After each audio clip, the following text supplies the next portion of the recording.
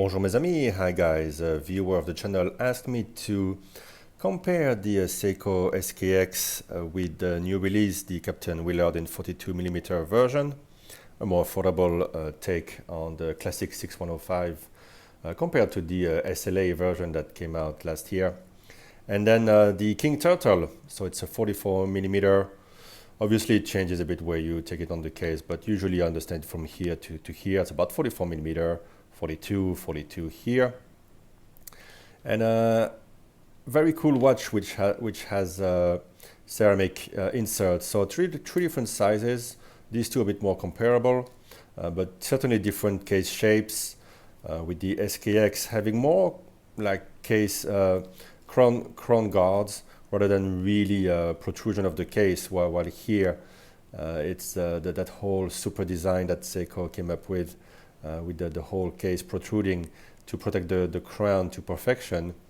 And the Turtle, which is a model that the idea of which came out later than this in the life of Seiko divers. This one, the crown protrudes a little bit from that extra turtle type of a case, cushion type of case. And for good measure, I'll just bring my Longines Legend Diver. It's a 42mm watch. Obviously, it's all polished, so the feel you're gonna get of quality. I'm gonna compare it to, I think, the most comparable of the lot.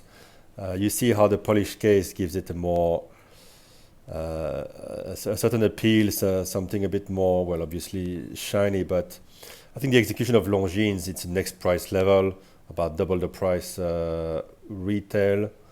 Although this one actually I paid barely more than this. So this I bought it brand new, slightly over $1,000, and this one I paid slightly over $1,000. These are worth more now because the no date version is quite sought after. But the overall execution, you can see that you are in a next level of watchmaking. The expensive to make boxed sapphire glass, the work on the crowns, the polishing, the details of the case and the case back.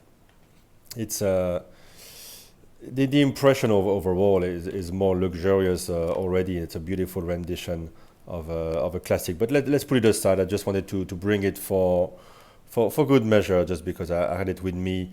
The 14er, you can see how slightly annoying it is. I'm glad that Seiko isn't going that route. There's no need for it. Seiko keeps it old school, and you get something that you would have gotten in the 70s, something closer to that rather than something a bit forced. It's still a beautiful watch, but I understand why people really don't like the 14er.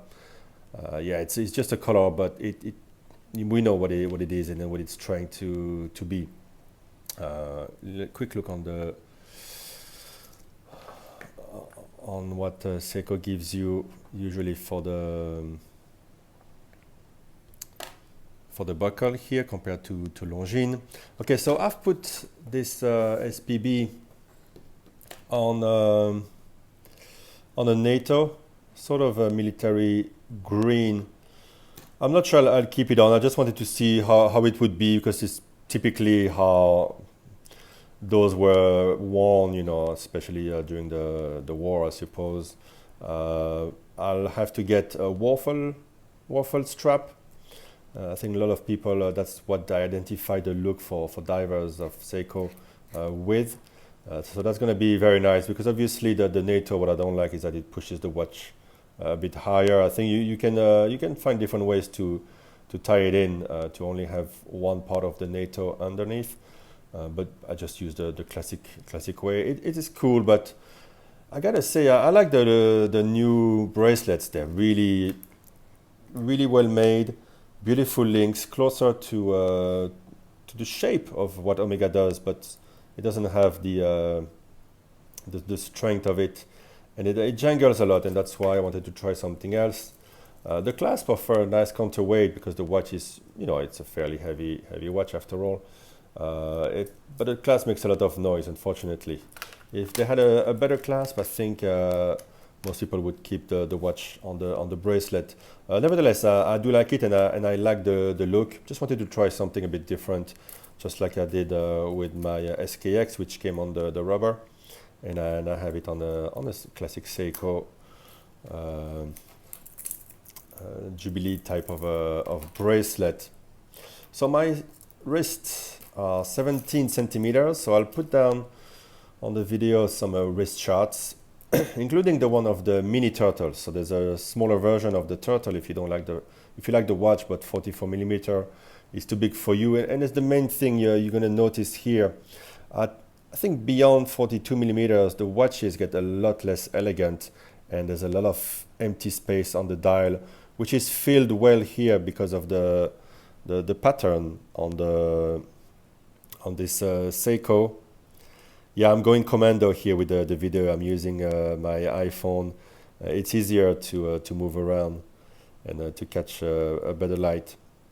So this pattern fills the dial, and it's what I like, and it really works great with the green of the lovely silicone strap, which I find is very comfortable. They're quite long though, and this minder tends to catch your wrist hair and move a bit.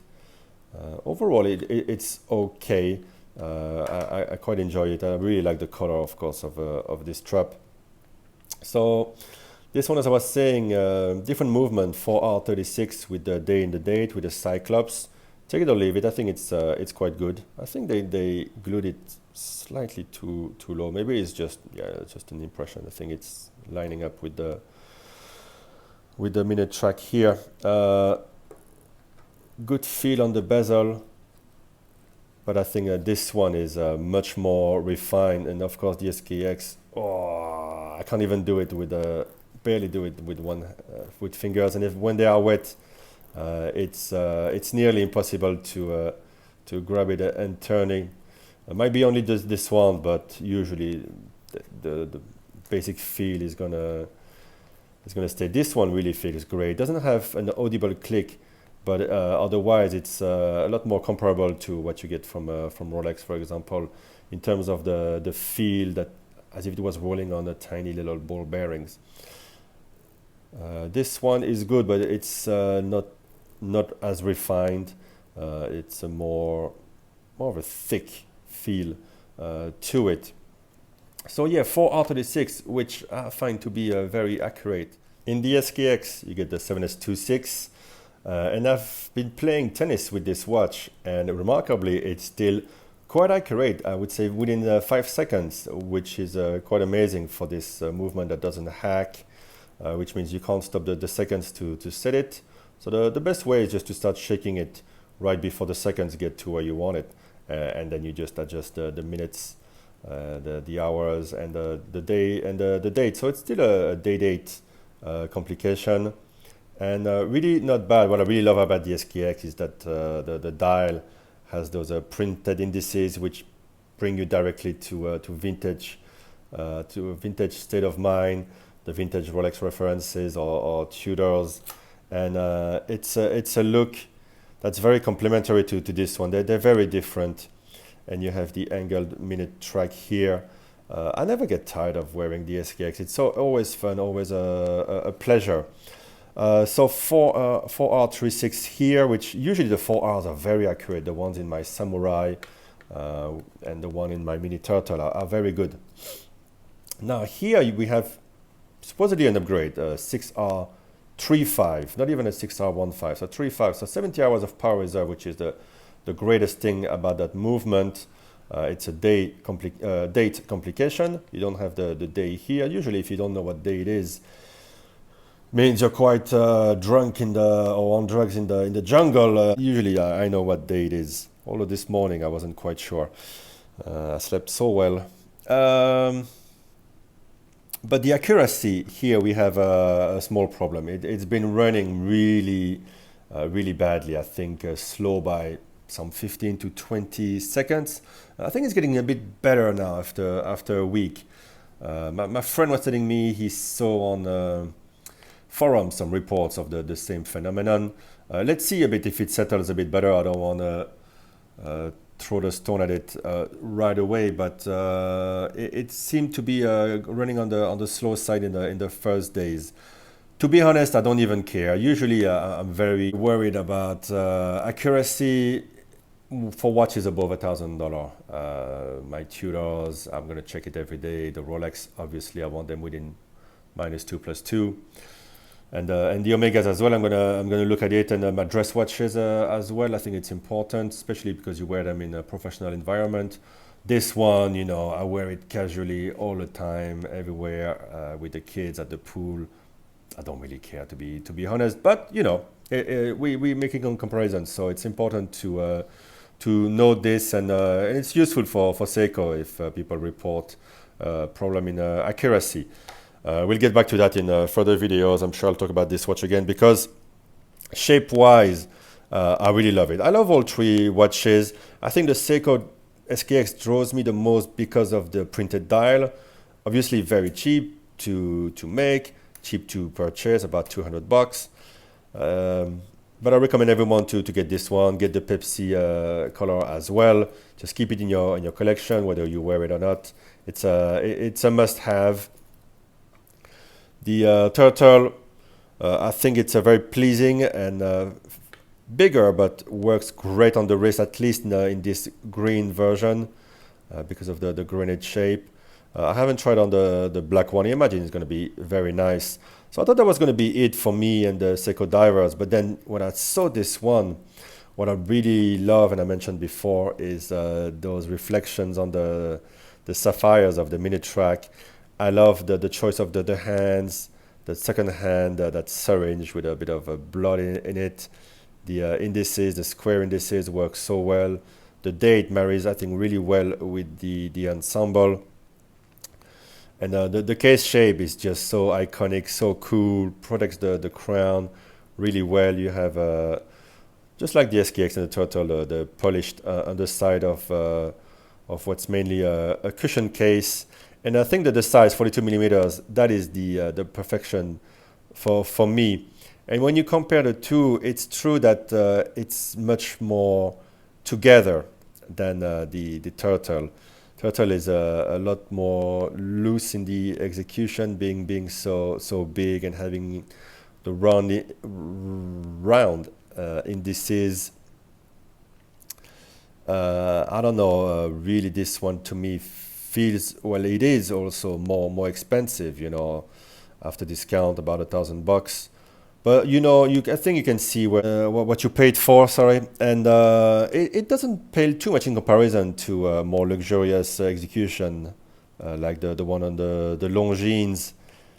And to me, it really captivates the spirit of the original.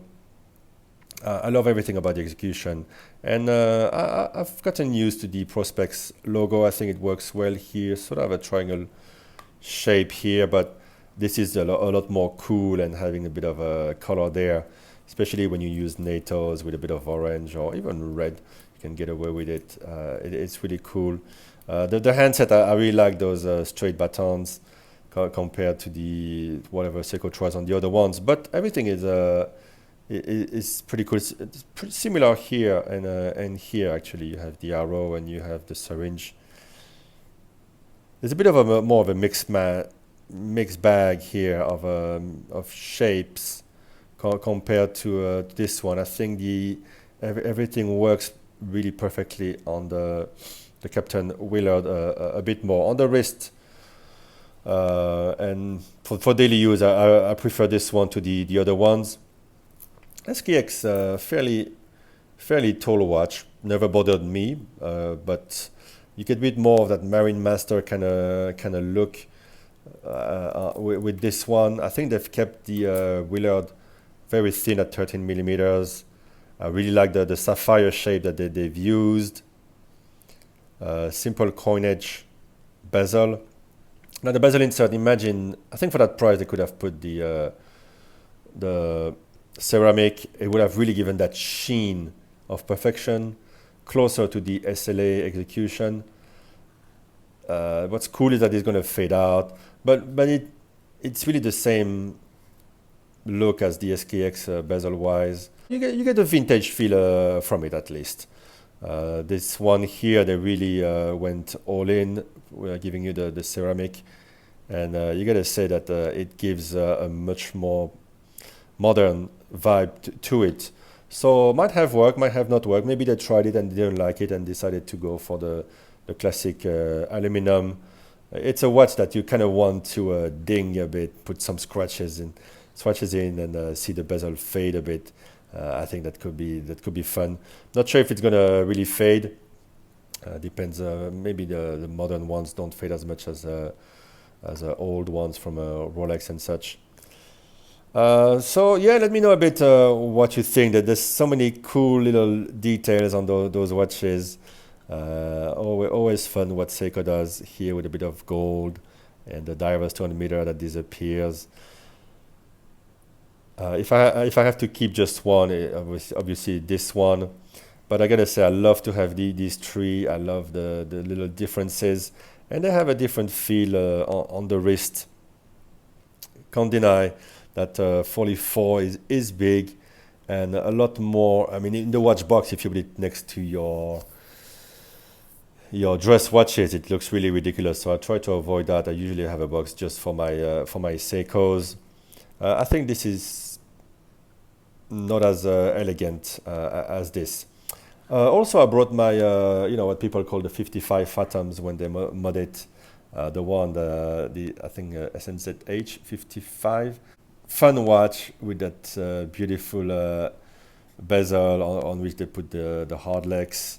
They have a bit of dome on the crystal. This one is even cheaper. It's not a real proper diver. The other ones are 200 meter divers, the Longines 300 meters. This one is more of a casual diver, but still 100 meters of water resistance. It's as much as you get from most of Royal Oak models, which are not divers, but supposedly sports watches. So this one, you get obviously the reference to the Blancpain, the original diver that came out even before the first Rolex Submariner. Surprisingly good feel on that bezel. Is it as good as this? This one is very silent. This one has more of a click, more audible. Gotta say, very easy to turn, easier than the SKX. So you have those big numerals. I think the look is really wonderfully rendered on this watch. Not as much lume, but enough to orientate at night. Cool set of hands. Date again. This is a 7S movement, I believe 7S 6 or whichever. Date but doesn't hack. So you have to sort of eyeball it to be able to adjust it correctly. But I remember this one to be quite accurate. I put it on the bracelet that comes with it is really horrible. So I put it on this cool NATO. I wear it sometimes to play tennis or do some sports. It's part of the Seiko 5 line like the other ones, but actually no, these ones are Pro Specs. This is technically Seiko 5, but without the 5, which is great. Here they have it on. Sometimes it works, sometimes it doesn't. It's pretty okay. We'll see in 20 years what we think about those logos. Maybe some of them will be sought after. Overall, very enjoyable watch. I gotta say, all of these are really enjoyable. I like the mini turtle as well, the samurai, very original.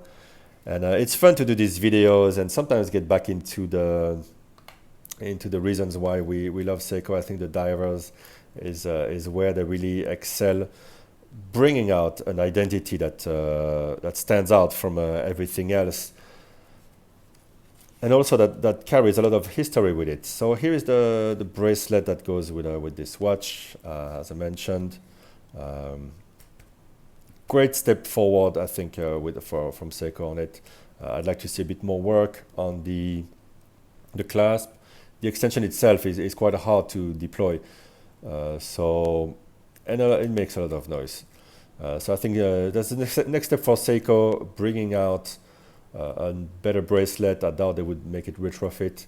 Maybe they'll do that on the next generation, because they always bring things in an incremental fashion, never give you everything you want. But I gotta say, with those new releases, they really go all out, and there's nothing you're gonna miss on them. You know, longer power reserve, This time all the details are brought in together.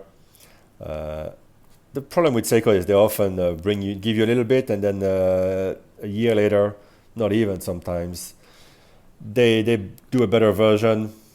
They certainly did it for the other classic diver, the one I don't have, the 62 MAS.